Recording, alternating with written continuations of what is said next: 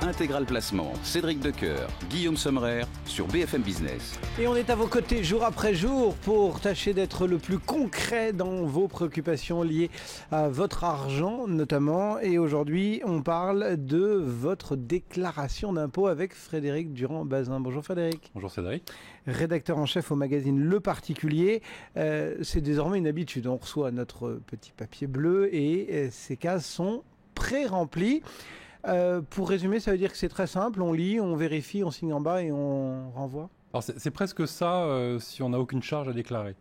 En revanche, si vous avez fait des dépenses dans l'année, notamment en raison de votre situation familiale, il va falloir les déclarer, donc les remplir sur votre déclaration, soit à papier, soit Internet. Vous savez que depuis de nombreuses années, désormais, il est possible de déclarer ses revenus via Internet. C'est même plutôt intéressant pour les retardataires parce qu'on dispose d'un délai un peu supplémentaire.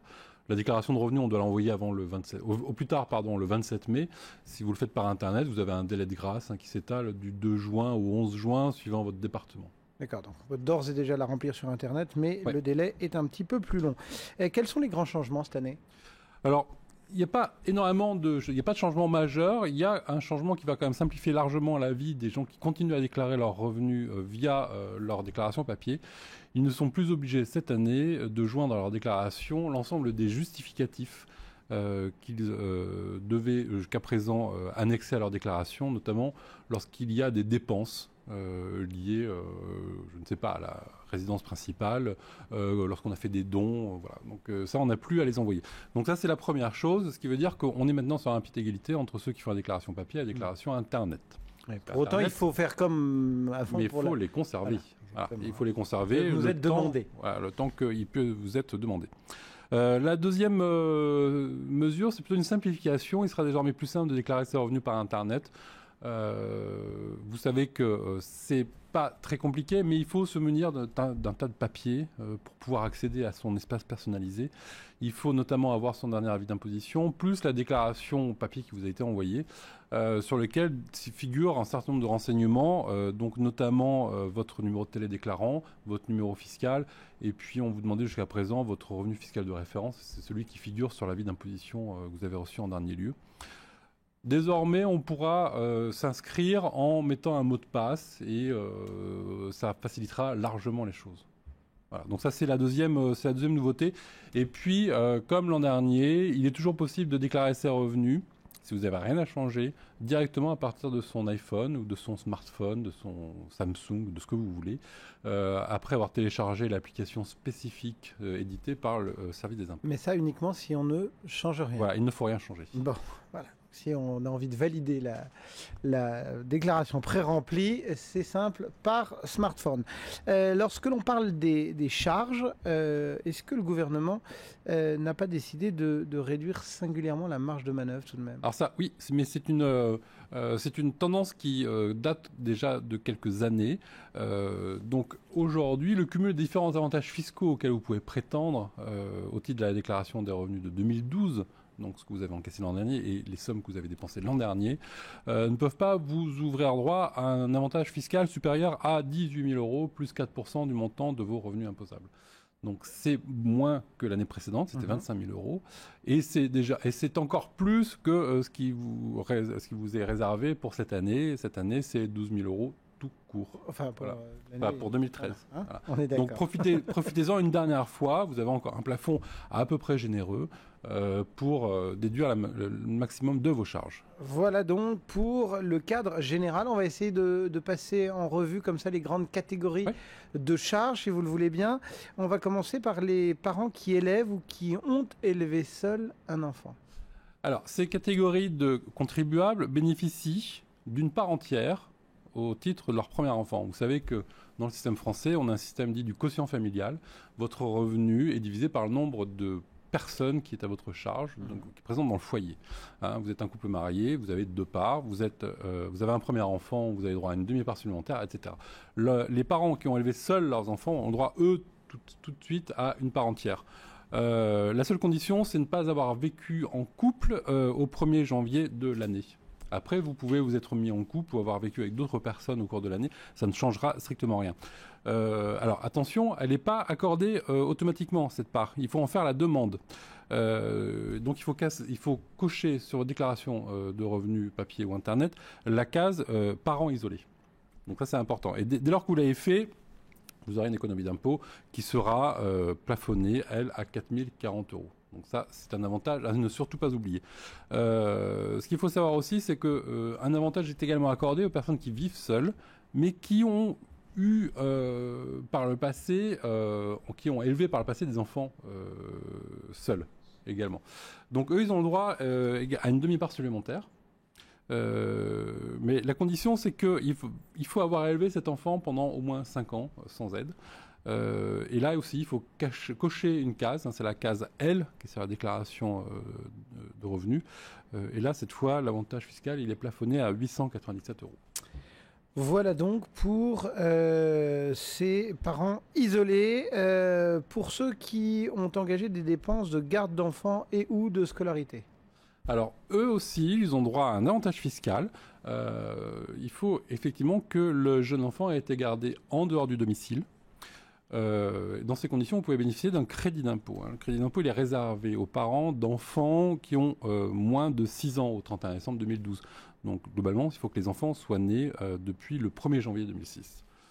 Ce crédit d'impôt, il est égal à 50% des dépenses qui ont été engagées pour la garde de l'enfant dans le plafond de 2 300 €. Donc, ce qui veut dire que la réduction d'impôt, elle est plafonnée, elle, à 1 150 € pour un enfant. Et le plafond, il est diminué par 2, bien sûr, lorsque vous êtes divorcé ou séparé et que l'enfant est en garde alternée. Voilà. Ensuite, si vos enfants sont collégiens, lycéens ou étudiants, vous savez peut-être que vous avez le droit aussi à une réduction d'impôt, mais qui, elle, est forfaitaire. Donc, elle ne tient absolument pas compte des dépenses que vous avez engagées pour ces enfants-là. Mais leur montant est directement lié en fait, à leur niveau de scolarité. Donc, pour ceux qui sont au collège, c'est 61 €. Pour ceux qui sont au lycée, c'est 153 €. Et pour ceux qui sont en enseignement supérieur, c'est 183 €. Alors là aussi, pour bénéficier du crédit d'impôt, de la réduction d'impôt, pardon, il faut cocher les cases correspondantes dans votre déclaration. Il suffit juste d'indiquer dans chacune de ces cases le nombre d'enfants qui est scolarisé dans un de ces 3 établissements. On continue d'évoquer cette déclaration de revenus là qu'on a tous reçue et cette réduction d'impôt, ces réductions d'impôt auxquelles on peut prétendre en déclarant nos revenus 2012.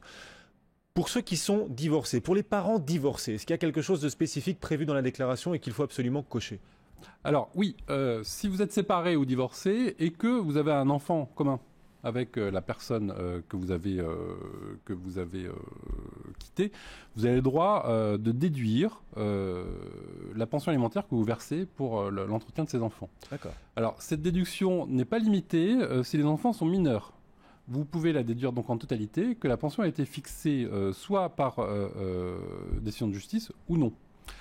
En revanche, lorsque les enfants sont devenus majeurs, vous ne pouvez plus déduire qu'à hauteur de 5 698 €. Ce montant, il change tous les ans. Enfin, normalement, parce qu'il se trouve que cette année, comme l'an dernier, les dépenses et les plafonds n'ont pas été revalorisés. Mais voilà, donc 5 698 € si vos enfants sont majeurs. Alors, si vous êtes en concubinage, ce qui peut arriver aussi, donc vous n'êtes ni pacsé, ni marié. Ça va se compliquer là. Non, Non. Au contraire, vous allez voir, la situation, elle est même plutôt favorable. Parce que vous avez le droit de déduire de vos revenus. Vous savez que quand vous êtes en concubinage, il n'y a pas d'imposition commune. Hein. Monsieur déclare ses revenus, madame déclare ses revenus. Ou monsieur et monsieur, ou madame et madame. Enfin, bon, bref. Donc l'enfant commun, il va être pris en charge que par un seul des deux parents. C'est la logique fiscale. L'autre, bien qu'il habite sous le même toit, va pouvoir déduire le montant des sommes qu'il a affectées à l'entretien de cet enfant. Et là encore, si l'enfant est mineur, les sommes ne sont pas plafonnées, pour autant qu'on reste quand même dans la limite du raisonnable. Vous êtes en train d'inciter tous nos téléspectateurs au concubinage, Frédéric. Je suis en train de leur dire que dans cette situation qui ne peut être que provisoire, on est bien d'accord, hein, ils ont droit à un petit coup de pouce. Le concubinage pour tous. Si on a un enfant majeur. Alors, si on a un enfant majeur, on a le choix, vous savez, normalement à partir de 18 ans, les enfants majeurs sont normalement imposés sur leur propre responsabilité, ils créent leur propre foyer fiscal. Toutefois, vous pouvez continuer à les rattacher à votre foyer fiscal si l'enfant a moins de 21 ans ou s'il a moins de 25 ans et qu'il poursuit des études supérieures. Donc, si vous souhaitez le rattacher, il faut que votre fils ou votre fille remplisse une déclaration, une demande de rattachement. Et à ce moment-là, vous pouvez déduire de vos revenus. Vous bénéficierez d'un abattement sur vos revenus qui est toujours égal, lui, à 5 698 €. Voilà. Mais en contrepartie, si votre enfant a perçu des revenus, il faudra les intégrer à vos propres revenus pour le calcul de l'impôt. Hein. Donc voilà. Et s'il veut déclarer ses revenus de son propre côté, eh bien là, vous pouvez également lui verser une pension alimentaire s'il ne dispose pas de revenus propres ou si ses revenus sont insuffisants pour qu'il subvienne à ses besoins. Et la pension sera toujours déductible dans ces fameux plafonds de 5 698 €. Si à présent on emploie un salarié à domicile, est-ce que là on a encore le droit à des avantages fiscaux ? Oui, vous avez le droit à déduire jusqu'à 50% des sommes que vous avez engagées au titre de la personne que vous employez à votre domicile, mais ça dans un certain plafond. Aujourd'hui, le plafond c'est 12 000 € pour un couple et ce plafond est majoré de 1 500 € par enfant à charge sans que le plafond global dépasse 15 000 €. Donc ça veut dire qu'au maximum vous pouvez avoir droit à une réduction d'impôt égale à 7 500 €. Donc ce plafond, lui, il va être majoré cette année de 3 000 € si jamais c'est la première fois que vous recourez à ce type de service. Donc là, vous aurez droit éventuellement... Si on a créé un emploi, en clair. Voilà, exactement. Si vous avez créé un emploi, vous avez un petit bonus, donc vous pouvez bénéficier d'un plafond de 18 000 €. Et à savoir, si un des membres du foyer fiscal est invalide, de cette fois, le plafond il est porté à 20 000 €. Alors, ce qu'il faut aussi savoir, c'est que parmi ce plafond, il existe des sous-plafonds. Donc, évidemment, rien n'est simple en fiscalité. Ouais. Donc, si vous employez, par exemple, un jardinier, là, vous ne pourrez pas déduire plus de 3 000 € au titre des travaux qu'il effectue dans votre jardin. Si vous êtes nul en informatique et que vous faites appel à quelqu'un qui vient vous dépanner régulièrement, vous ne pourrez pas déduire plus de 1 000 € par an. Et enfin, si vous n'êtes pas bricoleur et que vous faites appel à quelqu'un qui va venir faire des petits travaux de bricolage chez vous, vous ne pourrez pas déduire plus de 500 € par an. Voilà. Ouais. Donc, c'est tout ce qu'il faut savoir aujourd'hui sur les emplois à domicile. Que se passe-t-il si notre auditeur ou notre spectateur ou son conjoint est âgé et fragile et qu'on aide ou alors qu'on aide une telle personne, quoi. Enfin, si on fait un petit peu, pas de philanthropie, mais enfin bon. Non, là en plus vous êtes obligé. Bon. Si c'est vos parents, vous êtes obligé de les aider. Mais d'accord. Puis surtout, en plus, vous sauvegardez les bonnes relations et après vous aurez l'héritage. Il faut y penser. Attendez, vous nous incitez au concubinage et à ce genre de pratique. Mais pas du tout. Je vous incite à prendre soin de vos aînés. C'est même le fisc qui le fait. Allons-y. Alors, si vous avez un conjoint aussi vous-même, vous êtes dans un établissement pour personnes âgées de longue durée, sachez que vous avez le droit à une réduction d'impôt qui, elle, est égale à 25% des sommes que vous avez engagées à ce titre-là, donc les frais d'hébergement, ces frais étant plafonnés à 10 000 €, donc ce qui fait une réduction d'impôt maximale de 2 500 €. Si les deux membres du foyer fiscal sont hébergés, bien entendu, la réduction est multipliée par 2. Quant aux enfants qui aident leurs parents dans le besoin, parce qu'ils ne peuvent pas payer leurs frais d'hébergement, vous pouvez déduire une pension alimentaire sans limitation, dès lors que vous êtes dans le cadre de l'obligation alimentaire. Si en revanche c'est vous qui hébergez le parent, vous avez le droit toujours à déduire les sommes que vous avez engagées. Et là, cette fois, sans apporter aucune justificative, vous avez le droit de déduire 3 359 € si, au titre des dépenses d'hébergement et de nourriture.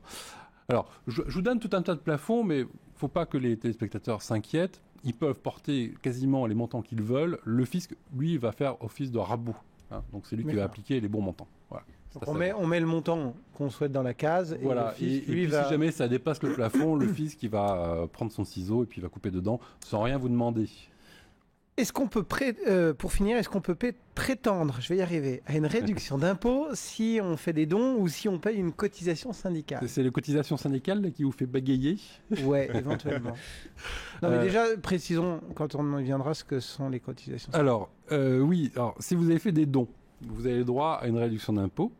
Alors, tout dépend après des personnes à qui vous avez fait ces dons-là. Si c'est un organisme qui vient en aide aux personnes en difficulté, vous avez le droit à une réduction d'impôt qui est égale à 75% des sommes que vous avez versées, par exemple au Resto du Cœur. ces sommes sont retenues dans la limite de 521 €. Donc en fait, le montant de la réduction d'impôt maximale dans ce cas-là, c'est de 391 €. Pour les sommes qui excèdent ce plafond et pour les dons que vous avez faits à d'autres organismes d'intérêt général, vous pouvez bénéficier d'une réduction d'impôt qui est égale cette fois à 66% du montant de votre don. Et les dons sont retenus dans un plafond, c'est 20% du montant de vos revenus imposables. Voilà. Donc ça, c'est pour la partie don. Alors pour la partie cotisation syndicale, à partir du moment où vous avez réglé une cotisation à un syndicat de salariés ou de fonctionnaires, il faut que le syndicat soit reconnu comme tel. Donc, il y a 5 ou 6 organismes syndicaux qui aujourd'hui sont connus. Là aussi, vous avez le droit à une réduction d'impôt. Un crédit d'impôt, pardon. La différence est importante parce que le crédit d'impôt, vous savez que si le montant de votre avantage fiscal excède le montant de votre revenu, le reliquat vous est remboursé. Ce qui n'est pas le cas dans le cas de la réduction d'impôt. Là, cette fois, vous avez le droit donc à un crédit d'impôt, 66%. Et cette fois, on va retenir comme plafond 1% de votre salaire brut. Voilà. Eh bien voilà ce qu'on pouvait se dire sur cette campagne de l'impôt sur le revenu et puis votre petite sortie sur le concubinage fait réagir sur Internet. On a Eric qui nous dit le concubinage est favorable pour l'IR mais pas pour l'ISF, c'est ça ? Le concubinage, c'est égal pour l'ISF. C'est-à-dire que vous soyez marié ou concubin, on retiendra le patrimoine des deux personnes. Eh bien voilà, la petite précision est apportée. Merci beaucoup Frédéric, vous restez pas loin parce que juste après le journal de midi, d'ici un petit quart d'heure maintenant, on répond aux questions de nos auditeurs.